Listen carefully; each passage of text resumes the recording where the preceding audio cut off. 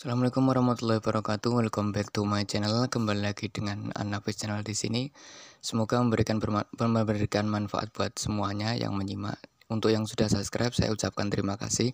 Semoga kita semua diberi rezeki yang lancar Allah Subhanahu wa taala dan kesehatan. Untuk yang belum subscribe, jangan lupa ketik tombol subscribe dan bunyikan lonceng notifikasinya agar tidak ketinggalan video-video saya selanjutnya.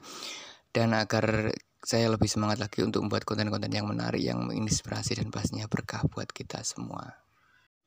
Oke teman-teman, bagaimana kabarnya? Semoga sekalian semua sehat selalu. Dan jangan lupa tetap semangat dan berdoa.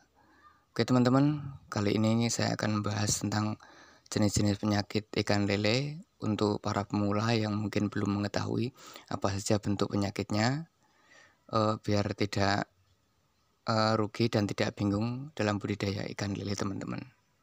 Karena untuk saat ini budidaya yang banyak diminati adalah budidaya ikan lele, tapi jangan salah, budidaya ikan lele itu bagi yang belum tahu sangat ribet sekali, banyak kendalanya, banyak juga penyakitnya yang perlu kita antisipasi. Oleh karena itu, kali ini saya akan membahas penyakit-penyakit lele agar kita semua bisa lebih berhati-hati dan lebih waspada lagi, dan tentunya lebih mengerti apa saja yang perlu kita lakukan dan apa saja yang perlu kita antisipasi agar lele-lele kita selalu sehat dan pastinya panen melimpah ya teman-teman. Dan untuk para budidaya lele, kita semua harus mempersiapkan apa saja obat-obat yang bisa untuk kita gunakan mengantisipasi ataupun mengobati luka-luka ataupun penyakit pada ikan lele ya teman-teman. Berikut salah satunya adalah kita harus sedia catfish. Catfish, obat yang sudah tak asing lagi bagi pembudidaya lele besar maupun lele pembenihan ya teman-teman. Karena catfish banyak manfaatnya sekali buat kita semua. Di antaranya adalah membasmi bakteri dan parasit dalam kolam ikan. Dan tentunya untuk mencegah lumut-lumut biar tidak tumbuh tebal ya teman-teman. Bagi teman-teman yang belum tahu apa saja manfaatnya, ini manfaatnya ya teman-teman. Di antaranya menghambat pertumbuhan lumut yang berlebihan di dalam kolam tambak, membasmi bakteri, virus, jamur, bakteri, parasit, spora yang tumbuh dalam kolam tambak. Karena banyak parasit yang kita tidak ketahui teman-teman. Jika kita biarkan, dampaknya bisa membuat lele-lele kita mati teman-teman. Di antaranya lagi yaitu menurunkan amonia, karena biasanya sisa pakan atau pakan yang berlebihan kita tidak tahu yang tidak dimakan oleh lele itu juga bisa menyebabkan gas beracun dan penyakit juga teman-teman. Mengurangi bau busuk pada kolam, karena biasanya ada sisa pakan yang mengendap ataupun benih yang mati yang bisa menjadikan kolam kita menjadi bau ya teman-teman. Oke teman-teman, jangan lupa sediakan catfish. Kalau di tempat saya itu 1 liter itu harganya 50.000 teman-teman. Kalau di tempat teman-teman mungkin lebih mahal atau juga bisa lebih murah teman-teman. Selanjutnya lagi kita persiapkan sedia juga Inroflox 25 untuk ikan-ikan yang sakit mendadak ataupun sakit secara pelan-pelan ya teman-teman. Ada Inroflox 25 yang fungsinya adalah obat ikan booster. Inroflox 25 ini mengandung banyak sekali manfaat, diantaranya adalah antibakteri, antibiotik pada lele, perut membesar atau kembung ya teman-teman, lendir mencair atau yang dinamakan pecah lendir juga, borok busuk akibat aeromona, sisik mengelupas, nafsu makan turun, insang merah akibat bakteri, meningkatkan kekebalan tubuh dan meningkatkan nafsu makan teman-teman. Juga meningkatkan aktivitas pada ikan dan udang. Jadi untuk teman-teman yang belum mempersiapkan Inroflox, sedia Inroflox di rumah agar nanti sewaktu-waktu ikan lele kita terkena penyakit atau terkena kendala kita tidak bingung teman-teman. Itu tadi obat-obatan yang harus kita persiapkan dan harus kita punya saat kita budidaya ikan lele. Ini ciri-ciri lele yang kembung teman-teman. Kembung bisa juga karena tadi air kotor dan segala macam, ada juga kena bakteri di insangnya. Jadi untuk mengatasinya kita perlu mengurangi air bawah ya teman-teman. Terus ganti air lagi. Artinya jangan ganti 100%.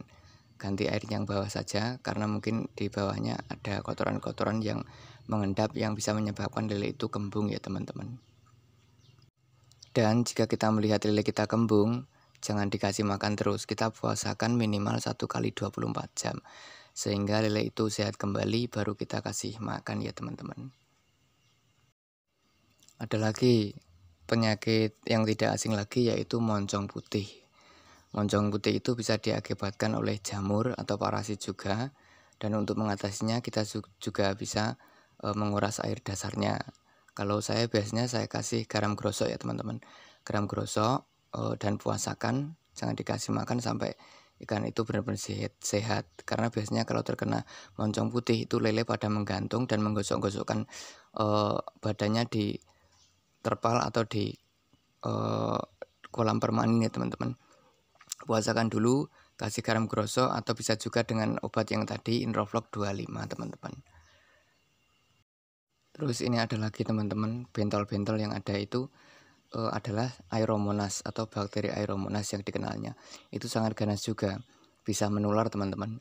Jadi kalau ada yang sakit kita pisahkan dari lele yang sehat hingga benar-benar ikan itu sakit teman-teman.